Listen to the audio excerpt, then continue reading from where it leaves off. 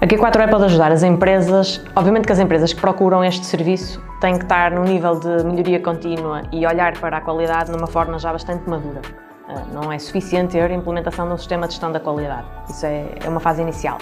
O que a Q4E faz nestas empresas que nos procuram e que estão já num nível de maturidade na área da qualidade é fazer uma primeira avaliação inicial, perceber onde é que a empresa se situa no modelo, identificamos as principais lacunas ou pontos menos bons que a empresa apresenta nas diferentes dimensões do modelo e a partir daí são desenvolvidos uma série de planos de ações e projetos de melhoria para fazer e colmatar essas lacunas.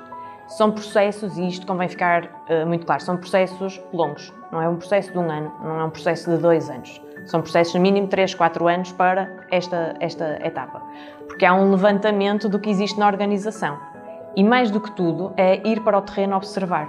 A primeira formação do Instituto Xingu para o modelo Xingu é o Discover Excellence. Eu tenho que descobrir a excelência para. Então o que fazemos é ir para o terreno e observar. Observar o quê? Comportamentos e falar com as pessoas. O que é muito engraçado neste modelo é que as pessoas conseguem ou abrir o jogo todo ou fechar. E as primeiras coisas que me diziam quando fiz a primeira formação foi: Ana, fazer as perguntas certas.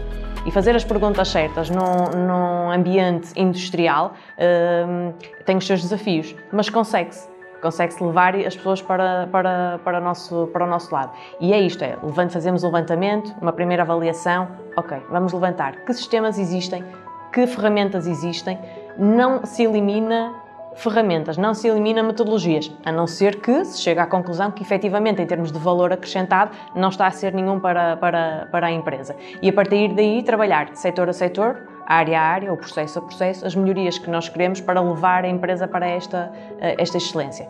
Obviamente passa muito por comportamentos.